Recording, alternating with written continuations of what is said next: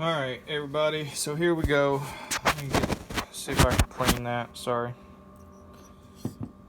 I just got finished with this. I've been procrastinating on it a lot. But this is what we got here.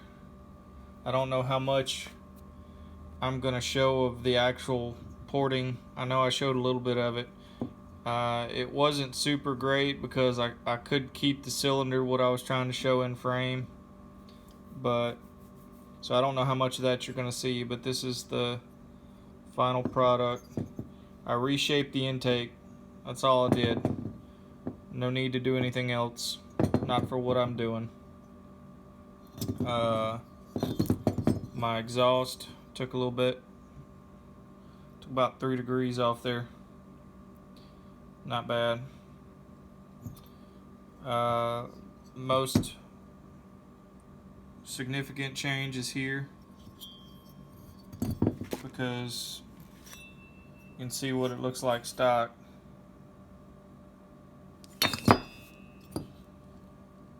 First that. There's some overlap at bottom dead center with the piston. I didn't take all of it out. I was starting to get too close to my blowdown number. And based on the stroke and everything, I didn't want to get too crazy with moving the transfers. So I didn't change my blowdown much. And all I did was move transfer, so it should help the torque out. I didn't cut all my timing into the cylinder. I took some of it at an angle out of the back corner of this piston.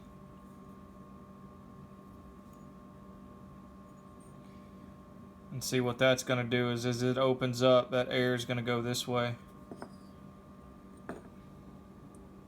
It's going to go up and back this way, which is where you're trying to get that air to flow. You're trying to get it to flow towards the intake, above the intake. So what I did was, this transfer closest to the intake is actually raised higher than this one here because I have 0 timing cut in the piston where this transfer opens, but I have 50 thousandths back here where this transfer opens. So it's getting that charge at this angle. It's flowing up at an angle like this when it opens. So as that piston comes down, the way the ports are, the way those transfers are angled, it's going at an upward angle back towards the wall above the intake, which is what you want. So I'm going to be putting this thing together and keep an eye out for some test videos. Look at how giant. Those are some good looking windows for an aftermarket piston.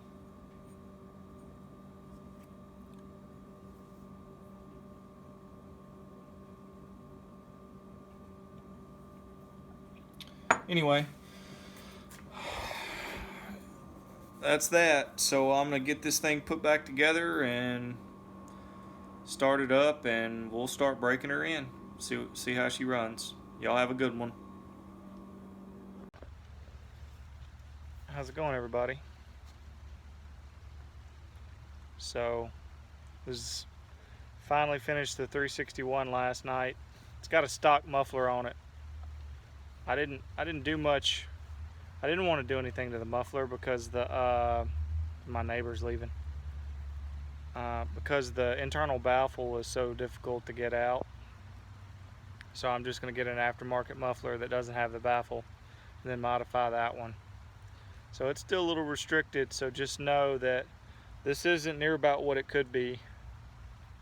I got her suited up with a 28-inch or a steel 28-inch bar and chain. It's not really 28 inches, but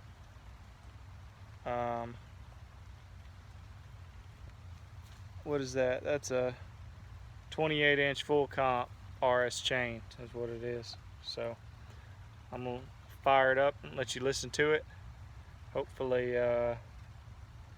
you don't get too wet here. We got a little bit of precipitation, some of that aerial dihydrogen monoxide.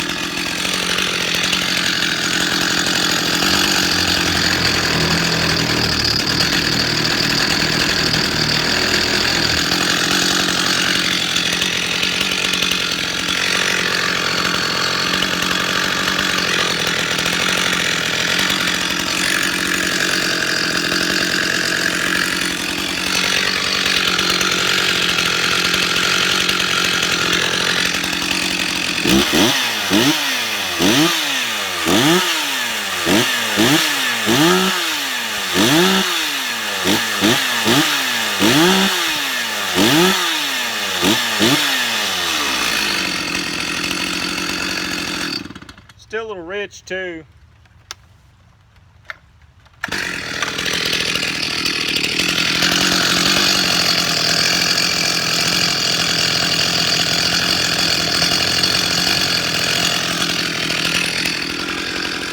Isn't that logo pretty?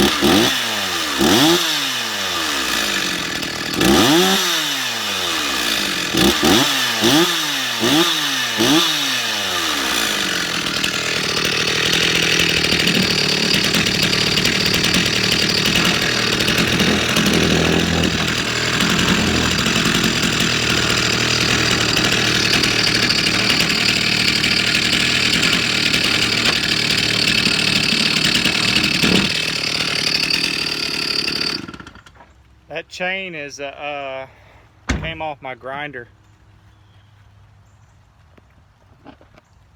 It done a pretty good job for a grinder. I mean, it just kind of brushing up against it kind of laid me open. I mean, not really, but cut me a little. It's really aggressive too.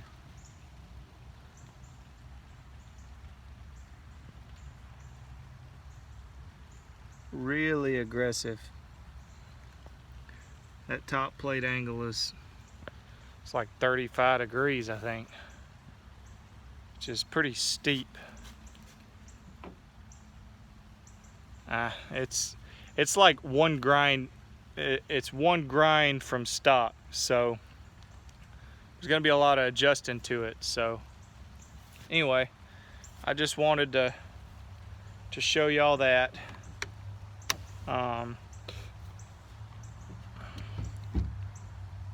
Just wanted to show you this saw, let you look at it. Stay tuned for Stay tuned for it cutting. Whoa. It's got some compression.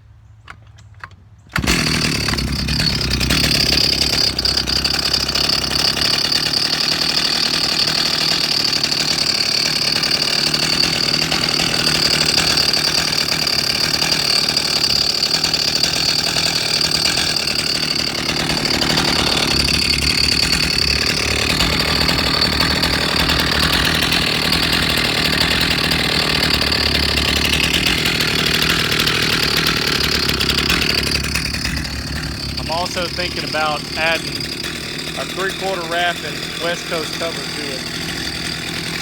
Just cause